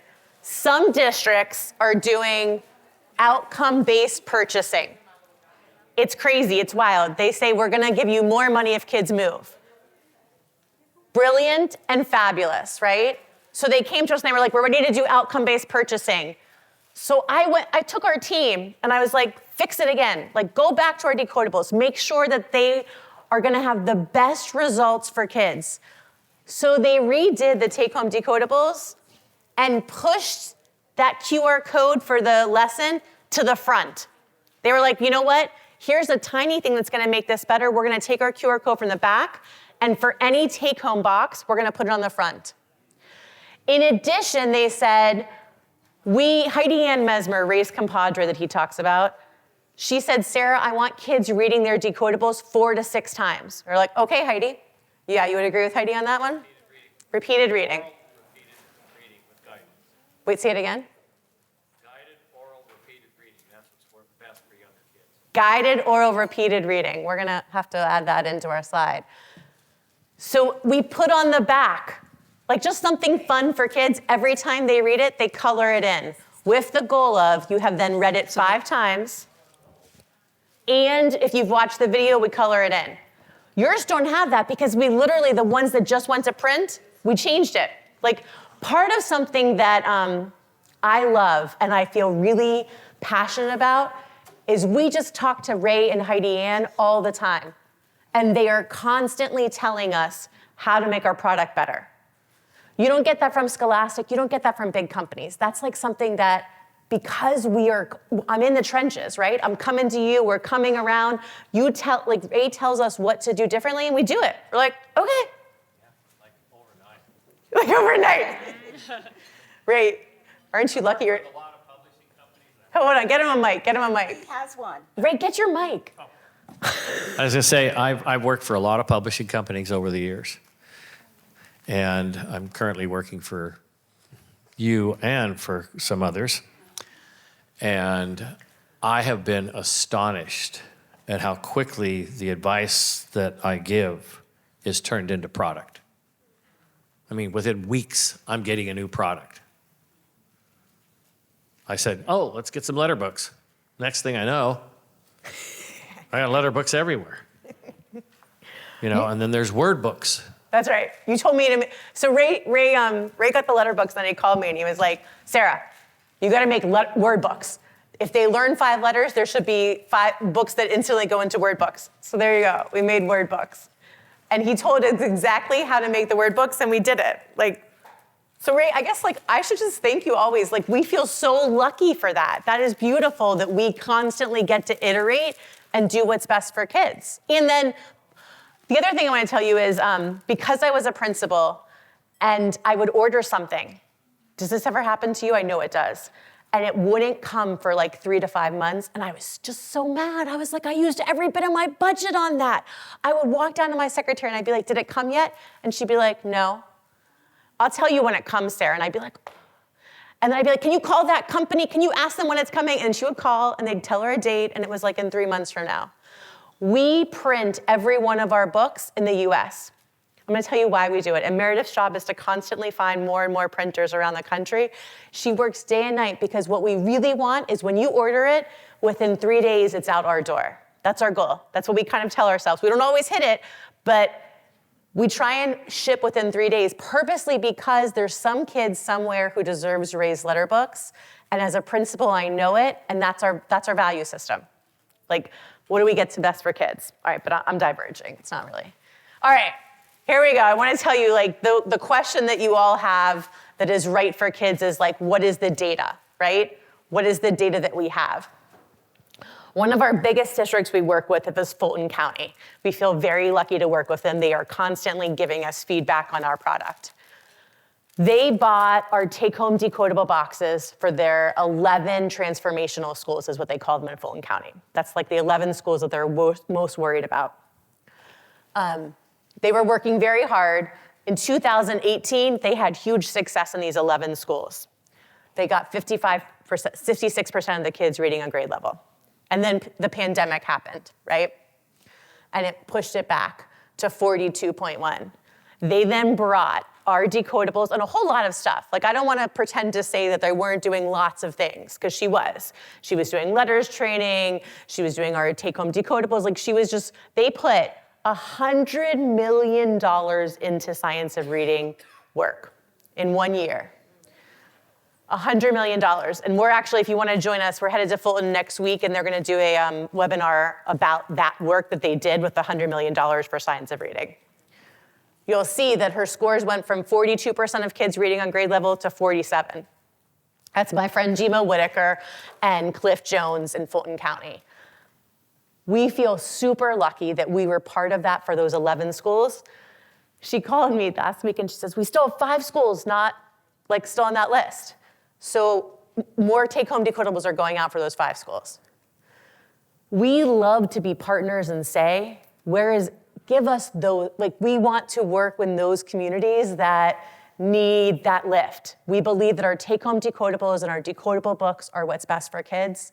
And we're working with school districts all around the country to support kids to become stronger, more confident readers. And to people like Ray, who allow us to do that work based on research, we feel super lucky. I think I shared most of everything because I got so excited, because it's fun to present with Ray. I don't always get to do that. Do you have any questions for us? Yeah. You mentioned that the take-home books are given how many times throughout the week? 11? So we have up to 11 rounds of books. This is a great question. Different districts do it differently. Some like Fulton County, to get those results, she did it 11 times. She sent them home at the very end of the year, 11 rounds, and they took 1 to go, 1 home. Some districts say, we want to take our 11 and we're going to do it the week before break, the week of break, and the week after break. Some districts say we're going to do the last 5 weeks of the year, and then we're going to give them 5 to take home. Some districts say we're going to do it once a month. A huge part of our vision as well is what's the best for your district? Because that's where we want to kind of match what's happening. Like a little bit of what Ray said is, what is the district vision and how do we match it and how do we support it? I believe deeply the best results come from an every other week and every 2 week because there's consistency. There's a momentum that happens both for families and for kids that is good for them. So the more that you do it, the more everyone gets in that routine of having that moment where they open them. So Prince William County, actually, to Meredith's chagrin, we're doing something crazy for them. Prince William County said, we want to buy it. We're going to buy the take-homes for our hardest to reach schools. And we want you to tell us exactly which books each child is getting so we can then do small groups with the books for every 2 weeks.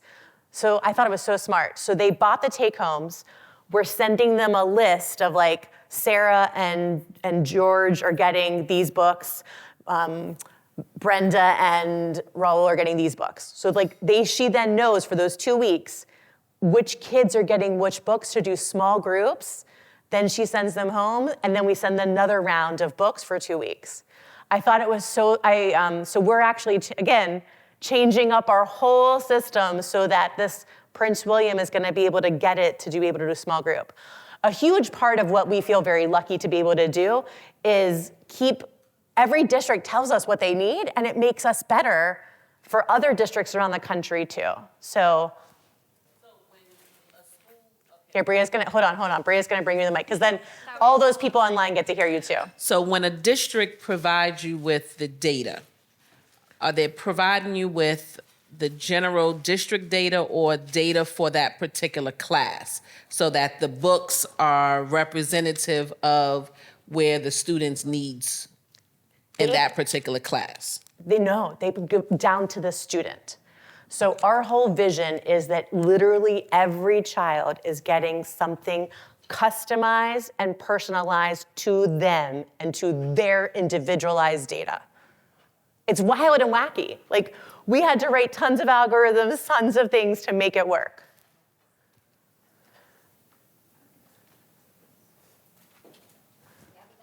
Simone told me she's getting her steps today. So I work with several counties that use the Wilson Foundations program. How closely aligned is your scope and sequence with their scope and sequence? And then, so that's my first part of my question. And if it is, like, how does that work? You know, because obviously a class goes through the whole scope and sequence, but then your tier 2 students are where you plug in. So how does this work, if it does, in something like that? I mean, I don't know if you heard Ray say it. We're all following, we would all pretend to tell you that ours is the best, but we're all kind of following the same scope and sequence, is the truth. Like, there's an idea behind a scope and sequence that's good for kids, and we all kind of follow the same idea behind our letters and sounds, so we feel very lucky. Like, we are a supplement. I want to be super clear. We are not your core foundational program. We are the perfect supplement to a Wilson, to a Foundations. We're even a supplement to like a Hegarty and a Wonders. Part of what we did is we have the most books on the market because that's our thing. We know that you're gonna do something fabulous as your core, and we're going to supplement it with more books, more practice for kids. So we do really well, actually. If you have a fabulous core curriculum like Wilson's, I would say wonderful things about it. Yeah, maybe not, I don't know, I don't wanna like do that. But we believe to be a fabulous supplement to what's out there. Yeah, Andrea. Can you speak briefly about the utilization of the letter books within a pre-K classroom and how it's used at home? But let's go to the trajectory of using this program across pre-K, K1 for districts that may be looking at long-term usage. I love it. A lot of districts are purchasing it for their pre-K because no one has this vision for pre-K, and Ray pushed it on us. Like, Ray encouraged us with the letter a day and taking it into sounds. We purposely wrote so many books so that kids never get the same book twice. That was our vision, and it was crazy. It was a little while. We had to write a whole lot of books. But that is the vision, that as kids come in, we hold on to them, we move them along. You may not do, and Ray, you may correct me, or you may add in, like, you may not do tons of small group in pre-K. It may be a little bit more one-on-one. I don't know. What would you say in a pre-K classroom? Or maybe you would. Probably more whole class. That's what I would say. Well, yeah, I would probably recommend in pre-K to probably do very quick, 4 or 5 minute with a letter book to the whole class, and probably if it were my classroom, I'd be putting it under a dock camera, to enlarge it. Yeah. Oh my gosh, Andrea. And then Andrea seriously asked me a question that was like, can I get a big lap book? And I told my team, go ahead, print some lap books. Like, this is the beautiful part, right? Is that we keep figuring out the holes of what kids need, and we're gonna make it. I would love that. We showed Meredith if we gotta make lap books.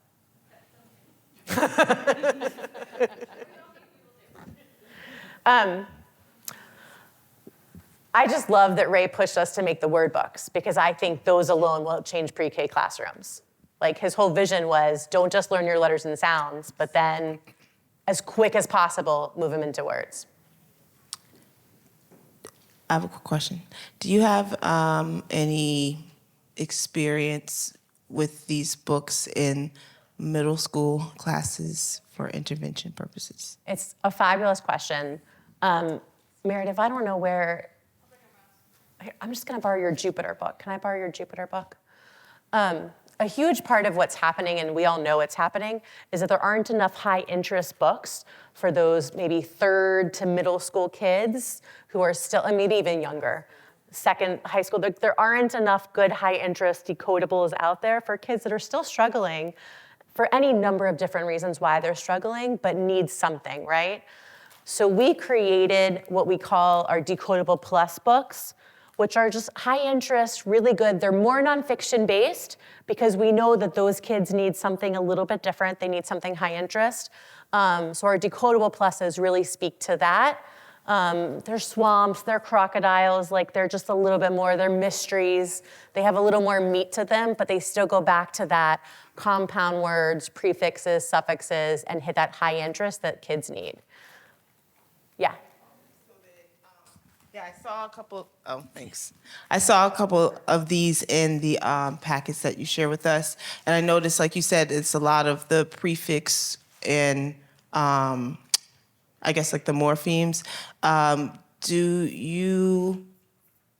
Have you thought about? I don't know about like. God, Meredith, those are the I'm worst sorry, words. I didn't mean to open my. But like the level at which, you know, the decodable readers for the younger grades. So with those like CVC words and things of that nature, but for the older students. So something that we tried to do, just so you know, the size of these books are the size they are because of Ray. Ray was like, I want them to fit into kids' hands. He was very emphatic of like what the size should be. So we tried to create books and illustrations that we think if you were an emerging reader in 3rd to 5th grade or middle school even, you'd still be okay. We probably, truth be told, like we were very thoughtful about the Decodable Pluses being bigger because we felt that the older kids as they were emerging like just needed something bigger. And we probably need to take, like probably the answer to exactly what you're saying is, I think our illustrations are fabulous that older kids still feel okay with them, but we probably need to take those illustrations, like it's probably, we just need to package it a little differently in like a bigger book, right? Because Ray was very thoughtful about these books being small for kids, and probably for the middle schooler and a 3rd to 5th grader, we may want to just package it differently. But I think our illustrations, those kids still don't feel alienated. They feel like the illustrations are okay for them. And that's the biggest part, right? Ray, what do you want to tell us? We should just leave a mic with Ray. What we know about struggling older readers, okay, is that they very often will pick books they cannot read. So that they look good. And guess what kind of books they like to pick to look good? Information books. And so one of the things that Just Right Reader has done here is to pick information books for that grade level of students who are struggling, because that's what they'd go and do to try to look like they're, you know, carrying around the big stuff. You know, they want to look like they're good readers, and these books don't make you look like you're walking around with, you know, one of the little kids' books. They look like a book that, you know, a kid in the 4th, 5th, 6th, 7th grades would read. And that's really important because they become more and more peer conscious of how they're being viewed, and having a book in their hand that looks like it belongs there for their age is very, very important. Okay? Oh, hold on to that. I got my own mic. Anyone else? Now that Ray's got his mic? I guess I would just say we feel really lucky. Thank you for bringing us. Thank you for joining us. And I want to ask you, would you do another one of these? Like, should we bring Ray back another time, or his buddy Heidi Ann Mesmer or something? Isn't it fun? Should we give Ray another hand? It literally never gets old. I love it every time. And thank you, Simone, for a vision of learning in this room that we got to celebrate. All right, there's cookies outside. Grab some cookies. Pam from our team is here. Pam, stand up. Meredith from our team is here, and Bria from our team is here if you have any questions or want to touch base before you go. All right, thank you.